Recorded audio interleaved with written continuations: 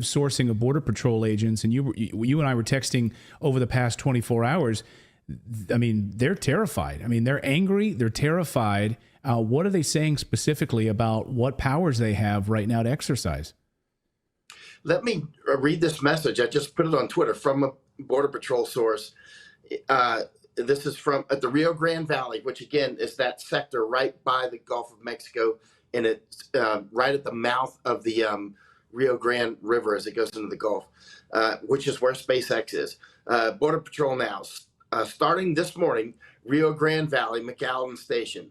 All Border Patrol details are canceled. 90% of each shift must report to the staging area in McAllen. That's right at the border. This leaves only 5 agents on each shift Rio Grande to patrol 50 miles of river. They might as well raise the white flag. It's done. Everyone will get away, meaning the aliens.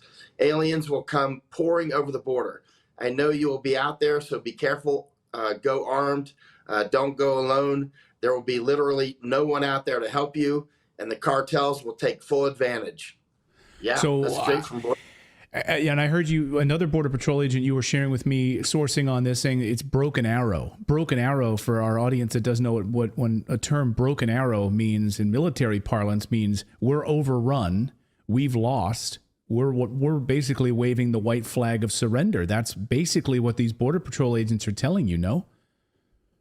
Yeah, I mean, it is. It's truly, there is no border. Effectively, there is no border. And what I think we're going to see, based on my experience over the years of watching this, is we're going to see this initial surge. Well, it's already surging, but it's going to surge even harder tomorrow as Title 42 actually drops, right?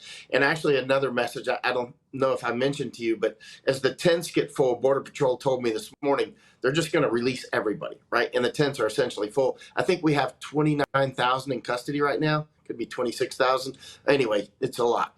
And so now here's what I think will happen based on experience. We'll get this initial huge surge tomorrow, right? And then as those people come through, it probably be in the hundreds of thousands. Nobody really knows. Some estimates 700,000. That's probably reasonably accurate. I just don't know. And so experience also says we just don't know.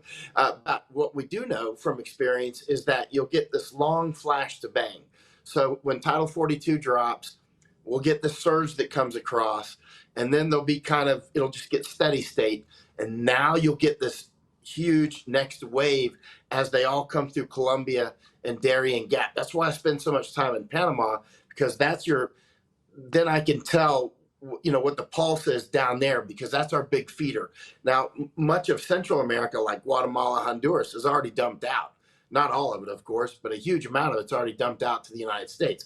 So what we've got coming up now are huge amounts from South America, like Venezuela, Colombia, Peru, just long list. Not to mention Africa feeds through South America, and huge amounts of Asians. For instance, we have a lot of Chinese that go through Quito, Ecuador first, and then they get on a bus. Sure, we've already talked about this. They come through the Darien Gap. And so, yeah, it's a big deal. We have no border, sir. So no border. And I asked you off camera, I said, what's next? I mean, when they wave the white flag of surrender, what's next? And you sent me one word answer. And that answer was war. War. And that's what we're facing now, unless the Biden administration does something. I mean, do you see any other way out of this?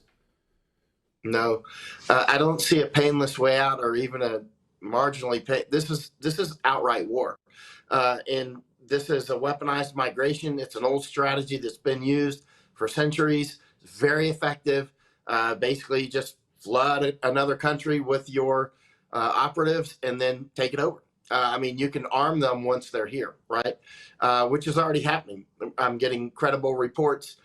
Some are actually making reports for me as they go to ranges and check out who's at the, the 9/11, by the way, there's a great book called Looming Tower about the 9/11 hijackers, right? Yes. Of course, there's a lot of controversy about CIA and whatnot, but we know that they came to the United States and they trained on flight simulators, and they actually went to gun ranges and that sort of thing in the United States. They trained for their attack in the United States, right?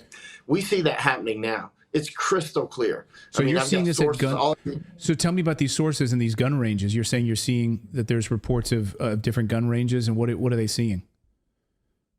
Oh, for instance, people that don't speak any English whatsoever, all tatted up, total gangster-looking guys that are clearly fresh off the boat.